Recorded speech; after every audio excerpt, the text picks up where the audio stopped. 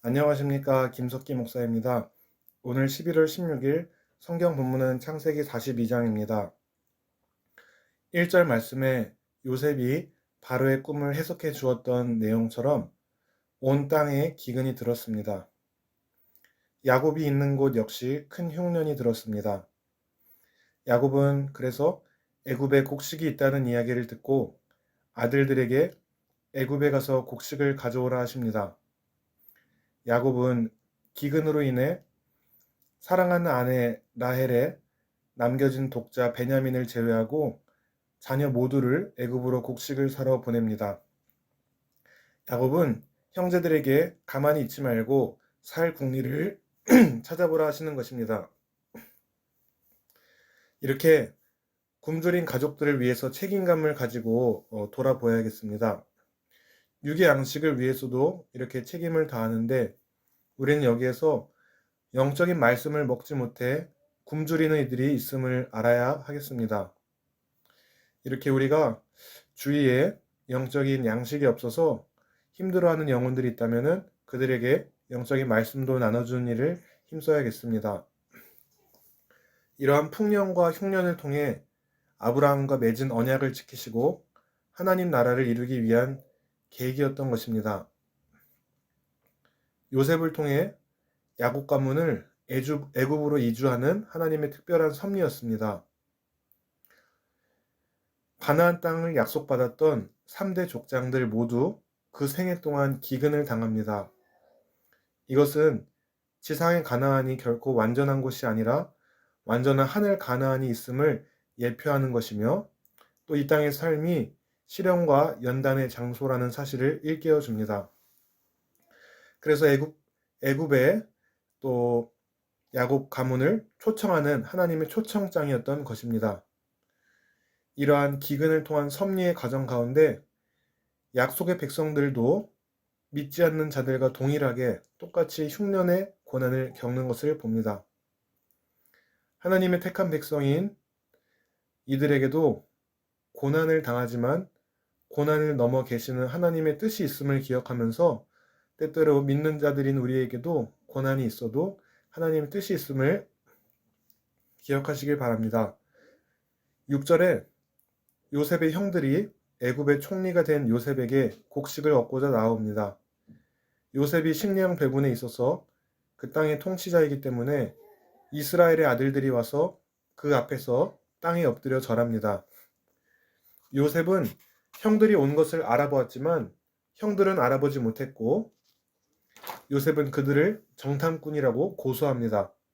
그러자 형제들은 그 사실을 부정하고 그들 가족의 배경을 설명하며 그들은 단순히 곡식을 사러 애굽에 왔음을 주장합니다. 형들은 요셉의 동생인 베냐민이 살아있고 아버지 야곱과 같이 있다고 합니다.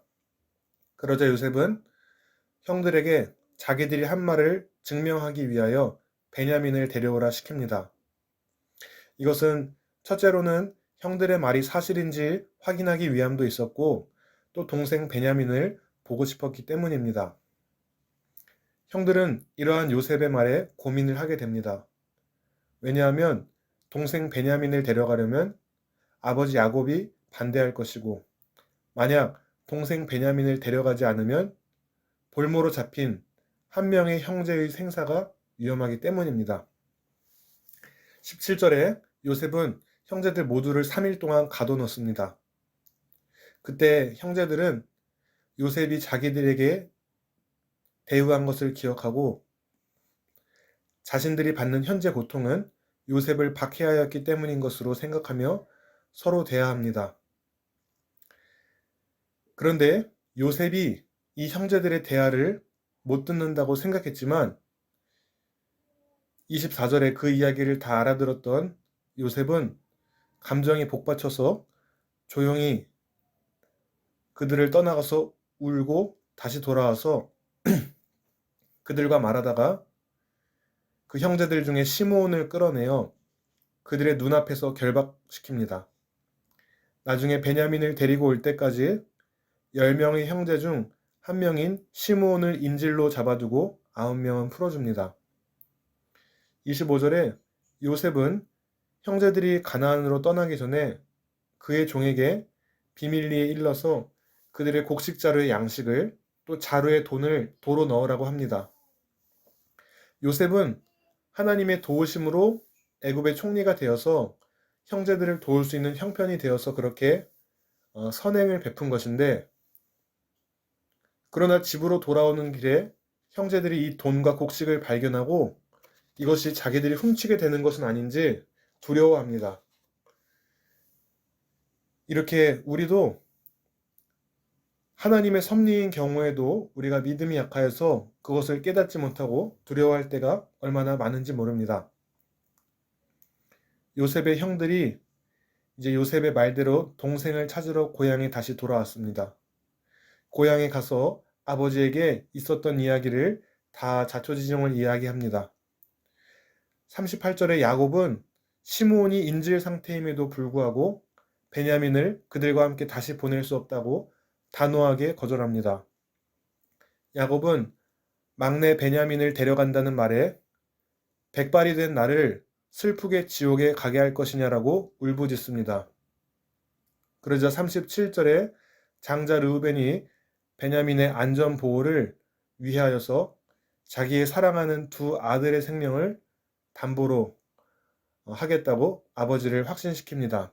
그럼에도 아버지는 거절합니다. 그만큼 자식의 소중함은 큰 것이지요.